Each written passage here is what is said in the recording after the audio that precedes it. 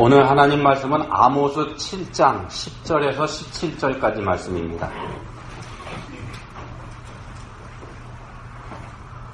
한 목소리로 읽으시겠습니다.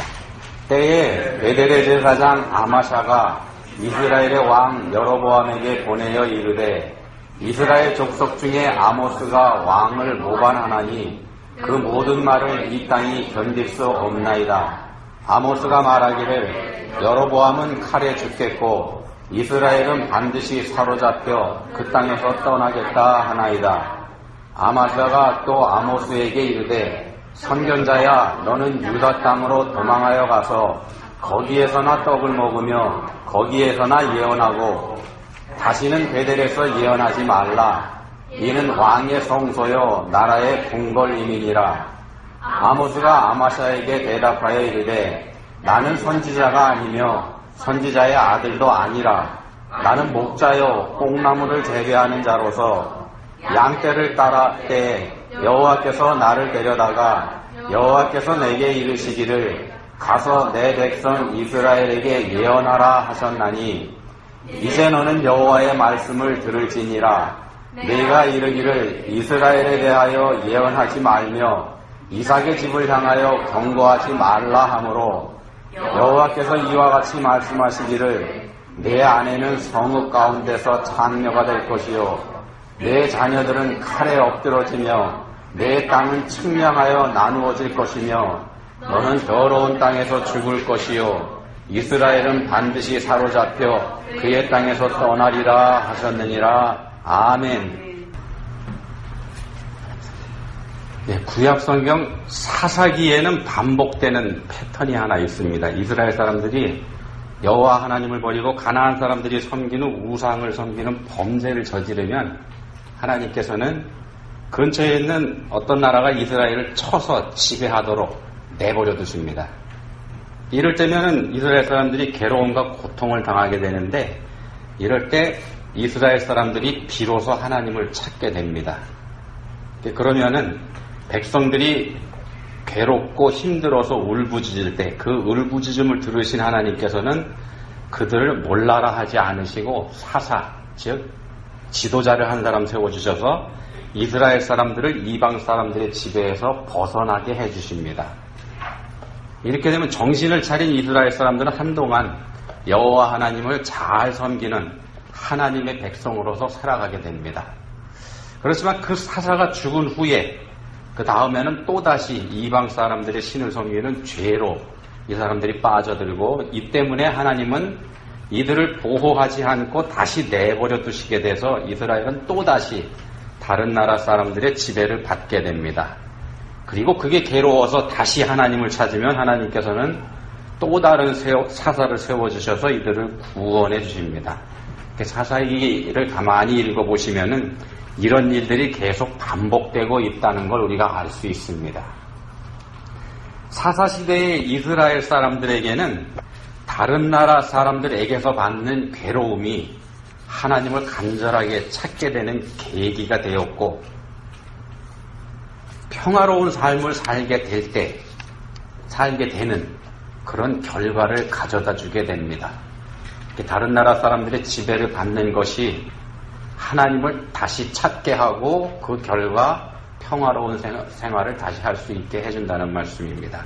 결과적으로 보면은요, 이스라엘 사람들에게 있어서 다른 나라에게 지배를 받는 건 하나님의 복을 받게 해주었고 사사들의 다스림을 받으면서 평화로운 삶을 누리는 그런 시대를 맞게 됩니다. 근데 사사들과 함께 평화로운 삶을 누리는 이 자체는 오히려 이방의 지배를 받는 재앙을 불러오는 원인이 돼버린다는 걸 우리가 알 수가 있습니다. 이게 참 아이러니가 아닐 수 없습니다. 우리의 삶도 그렇습니다만 성경에서 이 같은 아이러니를 우리가 많이 볼 수 있습니다. 예를 들면 모세는 이집트 왕궁에서 왕자의 신분으로 살고 있었죠. 이렇게 살고 있으면서 그 신분을 이용해서 자신의 동족 이스라엘 사람들의 지도자가 되려고 합니다. 그렇지만 지도자가 되기는커녕 오히려 살인범이 돼서 쫓겨나는 그런 신세가 되죠. 왕자의 신분이 오히려 살인자로 도망가는 도망자 신세를 만들어버렸습니다. 그렇지만 그렇게 쫓겨나서 광야에서 촌부로 아무 희망도 없이 살고 있을 때 오히려 모세는 이스라엘의 진정한 지도자로 세워지는 그런 경험을 하게 됩니다.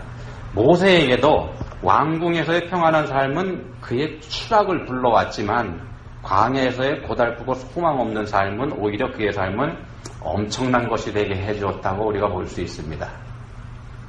자, 이렇게 본다 그러면은요, 사람들에게 있어서 소위 잘 나간다고 하는 것, 그러니까 우리가 하는 말로 출세하고 성공한 상태에 있다는 거, 이거 오히려 그 사람에게는 장차 큰 곤경을 가져다 주는 게 될 것이다. 우리가 이렇게 볼 수 있지 않겠습니까? 반대로 생각하면은요, 어떤 사람이 곤경과 어려움에 빠져 있다는 건 바꿔 말씀드리면 이제 곧 그 사람은 하나님의 복을 받을 상태에 있다. 이렇게 봐도 되지 않겠습니까? 물론 잘 나가는 것 또는 심한 곤경에 처해 있는 것, 그것 자체가 이런 결과를 불러오는 건 아닙니다. 그건 그런 상황에 처해 있는 사람이 하나님과의 관계를 어떻게 유지해 가느냐, 여기에서 이것에 따라 결정되기 때문에 그렇습니다. 그렇지만 우리가 잘 나가고 있을 때에는 하나님을 생각하지 않게 되고 심한 곤경에 처해 있을 때에는 간절하게 하나님을 찾을 수밖에 없게 되는 걸 생각한다 그러면 이 두 가지가 상당한 연관성이 있다. 이걸 우리가 부인할 수는 없습니다.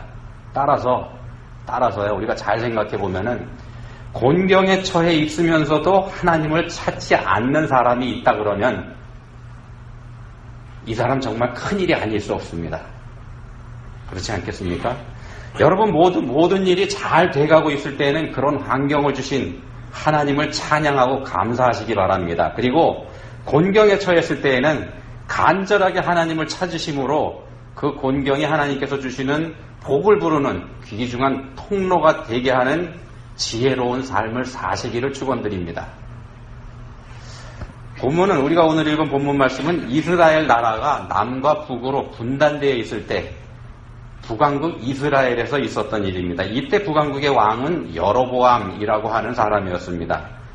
솔로몬의 아들 르호보암이라는 사람이 왕이 됐을 때 이스라엘의 10지파를 데리고 나가서 새로운 왕국을 건설한 사람의 이름도 여로보암입니다만 본문에 나오는 여로보암은 그 사람하고 이름은 같지만 다른 사람입니다. 그래서 학자들은 이걸 구분하기 위해서 본문의 여로보암을 여로보암 2세라고 불러서 첫 번째 사람인 여로보암 1세하고는 구분하고 있습니다. 여로보암 2세가 다스리던 때, 그러니까 본문의 배경이 되는 그때죠. 그때는 북왕국 이스라엘 나라가 북왕국 역사에서 가장 강성하던 때였습니다. 가장 잘 나가고 있던 그런 때였다는 말씀입니다. 나라가 강성하기 때문에 근처에 있는 이방 나라들이 감히 침적되지 못하는 그런 시기였고요. 그렇게 되다 보니까는 나라가 평안한 그런 시기였습니다. 백성들이 먹고 살 걱정을 하지 않던 그런 때였다는 말씀입니다. 이게 성경에서 보기 드문 태평성대를 누리고 있던 그런 시절입니다. 그럴 때에 아모스 선지자가 등장한 겁니다. 이 아모스 선지자는 북왕국 사람이 아닙니다. 남왕국 유다에서 온 사람입니다. 아모스가 북왕국 이스라엘에서 가장 큰 성소인 베델이라고 하는 성소에 와서 예언을 합니다. 이 베델이라고 하는 데는 여로보암 1세가 처음에 나왔던 여로보암이 북왕국을 세울 때, 솔로몬 아들 때 떨어져 나갈 때지 않습니까? 그때 북왕국을 세울 때 자신의 백성들이 남왕국 유다 땅에 있는 예루살렘 성전에 가서 예배드리는 거, 이게 싫어서 예루살렘 성전에 가지 못하도록 대신 만들어 놓은 예배 처소였습니다. 북왕국 이스라엘의 왕들도 대대로 이곳을 베델을 찾아와서 예배드리는, 북왕국에서는 가장 중요한 성소, 거기에 해당이 됩니다. 본문에 등장하는 아마샤라고 하는 제사장이 등장하는데 이 사람은 이곳의 책임자로 있는 사람입니다. 북왕국의 제사장 중에서 가장 힘이 있는 사람이다. 이렇게 우리가 볼 수 있다는 말씀입니다. 그런 곳에 남왕국 유다 출신의 아모스가 나타나서 말을 하고 있는 겁니다. 우리는 오늘 본문 말씀을 아모스 7장 10절부터 이렇게 살펴보고 있습니다만 바로 앞에 있는 7장 9절에 여기서 아모스가 이렇게 말을 합니다. 여호와께서 이르시되 이삭의 산당들이 황폐되며 이스라엘의 성소들이 파괴될 것이라. 내가 일어나 칼로 여로보암의 집을 치리라 하시니라. 하나님께서 이렇게 말씀하셨다는 거죠. 북왕국 이스라엘 사람들이 예배드리는 모든 곳이 망하게 될 거고 이스라엘을 다스리고 있는 여로보암 왕의 집도 망하게 될 거다. 이런 말을 합니다. 한마디로 얘기하면요. 나라가 망할 거다.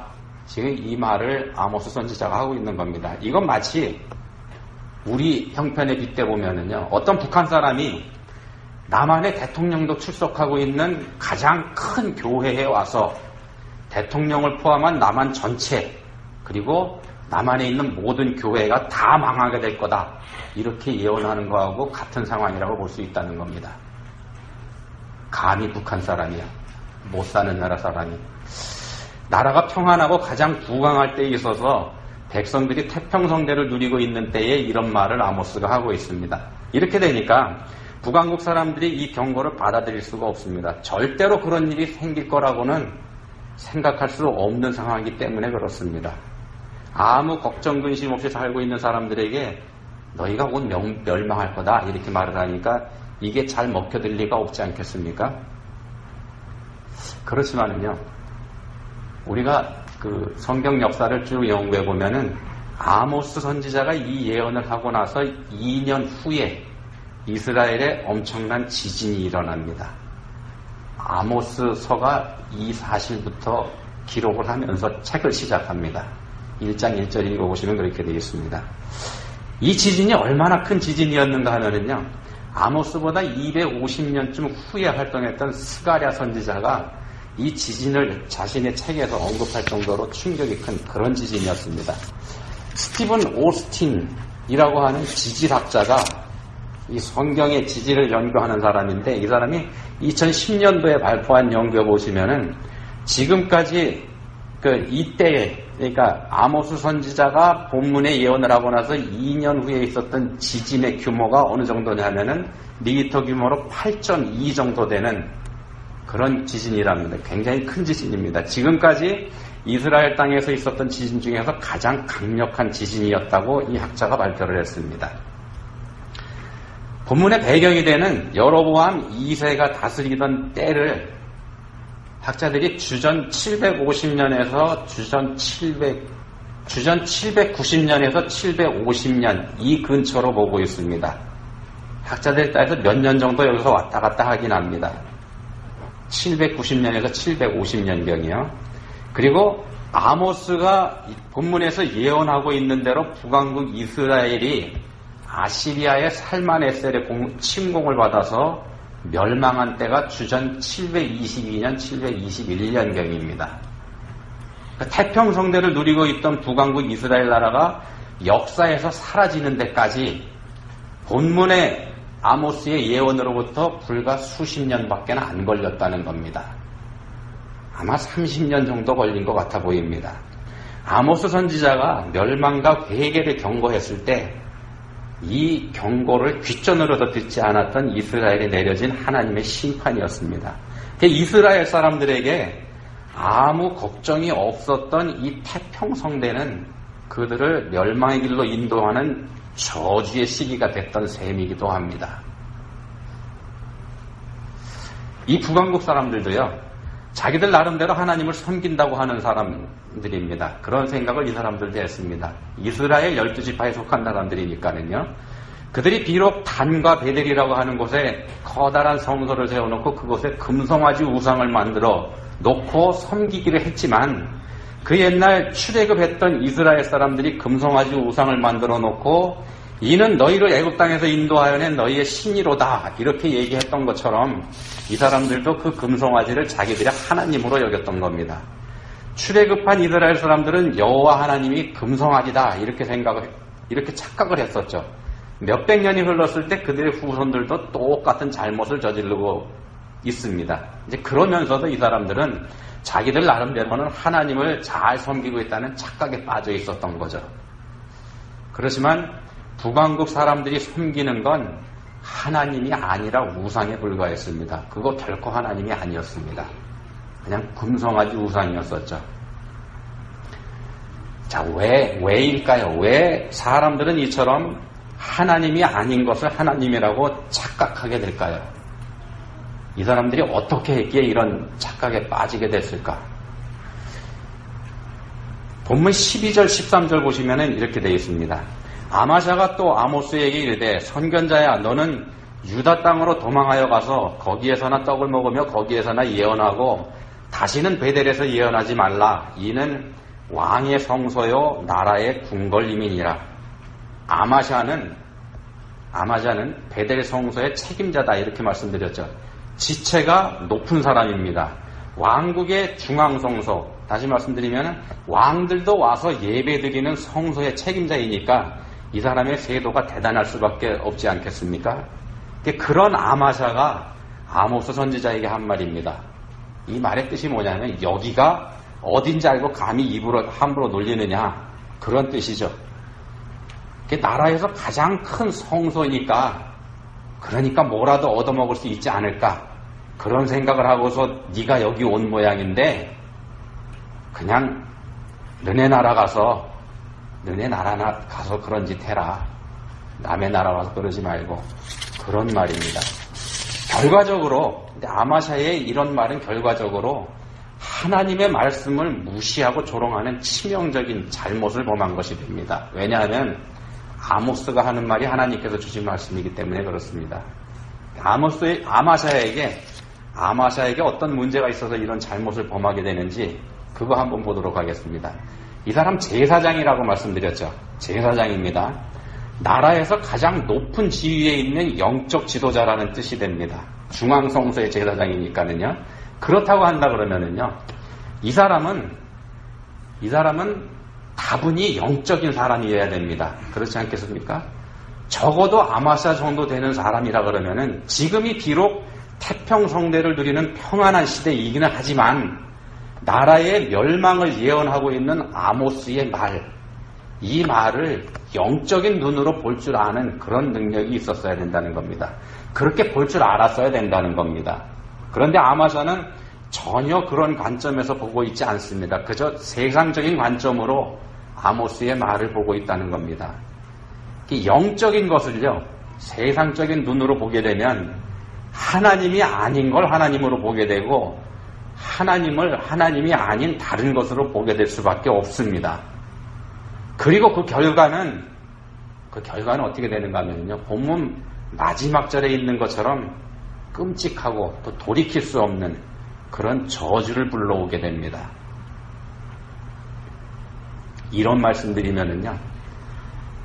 아마샤가 중앙성소의 제사장이니까 영적으로 깨어있어야 된다 이 말씀 드렸지 않습니까? 이런 말씀 드리면 혹시 여러분들 중에서는 그래 모름지기 목사는 영적이어야지 이런 생각하시는 분들 계실지 모르겠습니다. 네, 그렇지만 이거 틀린 말씀 아닙니다. 그런 생각하신다 그러면 그거 절대 틀린 말씀 아닙니다. 맞는 말씀입니다. 목사는 영적으로 깨어있어야 됩니다. 그렇지만 예수님에 의해서 열린 만인 제사장 시대의 기독교인들은 누구나 다 제사장이라는 사실, 이 사실도 잊지 마셔야 합니다.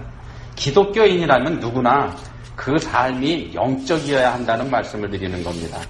다른 사람을 판단할 필요가 없다는 겁니다. 우리들 모두에게 해당되는 말씀이라는 겁니다. 아마샤는 아모스 선지자를 뭔가 얻어먹으러 온 남한국 유다 출신의 떠돌이 선지자로 봤습니다. 본문 12절에서 아마샤가 거기에서나 가서 거기에서나 이런 말을 두 번이나 반복하고 있지 않습니까? 거기에서나, 그러니까 너네 나라나 가서 이런 말이죠. 그런 말을 반복하고 있는데 이 부분을 표준 세번역 성경으로 보시면은 우리가 이 분위기를 좀 더 쉽게 이해할 수 있습니다. 이렇게 번역을 하고 있습니다. 선지자야 사라져라. 막말로 하면 꺼져라 이런 말이죠. 유다 땅으로 도망가서 거기에서나 예언을 하면서 밥을 빌어먹어라. 다시는 베델에 나타나서 예언하지 말아라. 이곳은 임금님의 성소요 왕실이다. 아마샤는 하나님의 말씀을 사람의 권위로 눌러버리는 치명적인 잘못을 지금 범하고 있습니다. 하나님의 말씀을 왕의 이름과 왕의 힘으로 눌러버리고 있다는 말씀입니다. 이 사람이 누굽니까? 나라의 가장 중요한 성소의 제사장입니다. 그런데도 이 사람의 눈에는 하나님의 권위보다 왕의 권위가 더 크게 보였던 겁니다. 이 아마샤가 본문에서 하는 말 한번 유심히 보시면은요, 하나님이라는 말 한 번도 언급하지 않습니다. 가장 영적이어야 할 사람인데 전혀 그렇지 못하다는 겁니다. 그에 비해서 아모스 선지자가 하는 말 가만히 보시면은요, 아모스 선지자는 계속해서 여호와 하나님을 말하고 있습니다. 여호와께서 자신을 이곳에 보내셨고 여호와께서 주신 말씀을 자신이 전하고 있다, 이 말을 하고 있습니다. 자신은 원래 선지자가 아니다, 이런 말도 하고 있죠. 지금 이곳에 와서 예언을 하는 거, 이거 오직 하나님 말씀을 전하기 위한 목적, 그것뿐이다, 이 말을 아모스 선지자가 하고 있는 겁니다. 자기는 직업이 따로 있다고 했지 않습니까? 하나님께서, 본문의 표현대로 하면은 여호와께서 자신을 보내셨기 때문에 지금 하나님 말씀을 전하고 있다는 거, 이걸 아모스 선지자가 강조하고 있습니다. 그러다 보니 아모스의 말에는 계속 하나님이라는 말이 나올 수밖에 없습니다. 여러분들은 얼마나 영적인 삶을 살고 계십니까? 여러분들 하루 생활 가운데서 여러분의 말 속에 하나님이라는 단어 몇 번이나 말씀하고 계십니까? 만약 전혀 그런 말씀을 하시지 않으신다거나 그런 말을 여러분들이 스스로가 하고 있는지 기억하기조차 어려우시다면 여러분의 삶을 진지하게 한번 생각해 보시기 바랍니다. 본문의 아마샤는 전혀 여호와 하나님을 언급하지 않고 있다고 말씀드렸습니다. 그의 생각 속에 하나님이 안 계시거나 아니면 아주 미미한 정도만 자리 잡고 있다, 이런 뜻이 됩니다. 하나님이 없다는 겁니다. 이 아마샤라고 하는 제사장 마음속에. 그렇다 그러면은요, 이 아마샤의 마음속에 자리 잡고 있는 게 뭐겠습니까? 하나님이 아니라면. 본문을 통해서 우리가 알 수 있는 거는요, 이 아마샤의 마음속에는 왕과 나라가 있습니다. 본문 13절에서 아마샤가 왕, 나라, 이걸 말하고 있지 않습니까? 그에게는 하나님께로 향한 마음보다는 왕과 나라에 대한 마음이 더 크게 자리 잡고 있다는 거, 우리가 이거 알 수 있지 않겠습니까? 이런 아마샤의 관심이 뭐겠습니까? 이 사람의 관심이 어디에 있겠습니까? 권력에 있지 않겠습니까? 명예에 관심이 있지 않겠습니까? 그런 아마샤가 아모스의 예언에 대해서 왕에게 보고하는 본문 10절 말씀 보시면 이렇게 되어 있습니다. 때에 베델의 제사장 아마샤가 이스라엘의 왕 여로보암에게 보내어 이르되 이스라엘 족속 중에 아모스가 왕을 모반하나니 그 모든 말을 이 땅이 견딜 수 없나이다. 그 모든 말을 이 땅이 견딜 수 없나이다. 제사장이라는 사람이 견딜 수 없나이다 라는 말을 할 대상이 누구여야 하겠습니까? 당연히 하나님이어야 하지 않겠습니까? 그렇지만 아마샤는 그 말을 지금 하나님이 아닌 왕에게 하고 있습니다. 아마샤에게는 왕이 곧 하나님이라는 말이 된다고 우리가 볼 수 있지 않겠습니까? 하나님을 믿는다고 하는 우리들이요, 고통스럽고 어려운 상황에 빠졌을 때 우리도 견딜 수 없나이다, 이런 호소합니다. 우리가 그런 견딜 수 없나이다라고 호소할 대상이 그러면 누구여야 하겠습니까? 당연히 하나님이어야 하지 않겠습니까? 그렇지만요, 만약에 교회 밖에서의 우리의 삶에서 하나님이라는 이 말이 희귀하거나 전혀 우리의 삶에서 들리지 않는다고 한다면 우리는 위급한 상황에 우리가 처하게 됐을 때 하나님을 찾기보다는 엉뚱한 것에 호소하게 될 겁니다. 그게 권력이 될 수도 있고 돈이 될 수도 있고 인맥이 될 수도 있고 배경이 될 수도 있고 또 지식이 될 수도 있고 그렇습니다. 그렇지만 우리가 찾아야 할 분은 오직 하나님뿐입니다. 하나님만이 우리의 의지가 돼야 됩니다. 또 우리에게 길을 열어주신 예수님만이 우리의 소망이 돼야 됩니다. 하나님을 무시한 사람이 어떻게 되는지 그 비참한 말로 하나 소개시켜드리고 말씀을 마무리하도록 하겠습니다. 도조 히데키라는 사람 아시죠? 만약 이 사람 모르신다 그러면은요, 우리의 역사 교육에 문제가 있는 겁니다.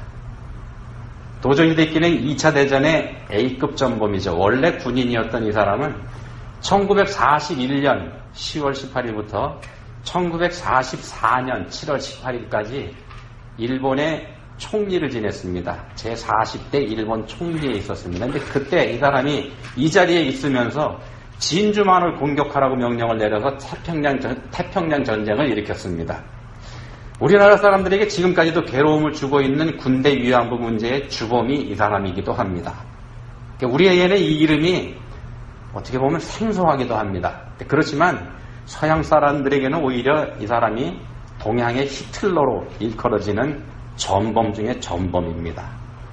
도조 히데키가 그런 사람입니다. 이 사람이 동맹을 맺기 위해서 독일의 히틀러를 찾아갔었습니다.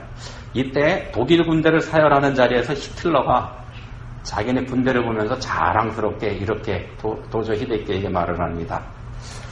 우리 독일 군대는 너무 용맹스럽기 때문에 하나님 외에는 아무도 두려워하지 않습니다. 히틀러가 한 말입니다. 그랬더니 이 말을 들은 도조 히데키가 뭐라고 대답했는가 하면은요, 우리 일본 군대는 하나님도 두려워하지 않습니다. 이렇게 얘기했답니다. 우리가 잘 아는 것처럼 히틀러는요, 전쟁의 패배가 확실해지자 권총으로 자살했습니다. 자기가 군대 사령관으로 있을 때 살아서 포로가 되는 치욕을 당하지 말라 이렇게 부하들에게 가르쳤던 도조 히데키도 권총으로 자살을 시도했습니다. 그렇지만 실패했습니다. 안 죽었습니다. 총을 가슴에서 자기가 쐈는데도요. 미군 병사의 피를 수혈받고 겨우 목숨을 건졌습니다. 그리고 전범 재판에 회부돼서 사형 판결을 받고 1948년 12월 23일에 교수형을 당했습니다. 이 사람 죽을 때까지도요, 끝내 자신의 잘못을 반성하지 않았습니다. 끝까지 하나님을 두려워하지 않았습니다. 하나님도 두려워하지 않는다고 자랑하던 일본 군대, 그 일본 군대가 결국 두려워해야 했던 게 뭔지 아시죠? 사람들이 만들어낸 원자폭탄이지 않습니까? 가장 치욕적이고 무기력한 패배를 일본 군대가 당하지 않았습니까? 사람이 만약 하나님을 두려워하지 않는다면 하나님께서는 그 사람을 어떤 곳에다 내동댕이 쳐버리실지 모릅니다. 우리 믿는 사람들이 하나님을 우리 마음의 중심에 두지 않는다 그러면은요, 하나님께서도 우리를 하나님 마음의 중심에서 옆으로 밀어버리실지 모릅니다. 그렇지만 여러분 걱정하지 마십시오. 우리 하나님은 우리들보다 훨씬 더 오래 참고 또 오래 참아주시는 그런 분입니다. 이런 하나님 여러분들 믿으시고 여러분 마음의 가장 중심이 되는 곳에 그 하나님 늘 모시고 사시기 바랍니다. 그 하나님을 여러분들의 생각과 여러분들의 말씀에 늘 하시는 말씀의 중심 주제로 삼아 보시기 바랍니다. 그러면 하나님께서 여러분들을 기뻐해 주실 겁니다. 하나님 아버지, 어리석은 저희들은 하나님을 저희들 마음의 중심에서 밀어냈습니다. 그렇지만 그럼에도 하나님께서는 여전히 저희를 마음의 중심에 두시고 오래 참아주신다는 거 알게 해주셨습니다. 이제 간절히 바라오니 저희들 마음의 중심이 늘 하나님을 모시고 살 수 있게 해주시기 원합니다. 예수님만 생각하며 살 수 있게 해주시기 원합니다. 저희들의 마음과 생각이 온전히 하나님께로 향할 수 있도록 저희를 도와주십시오. 예수님 이름으로 기도드립니다. 아멘.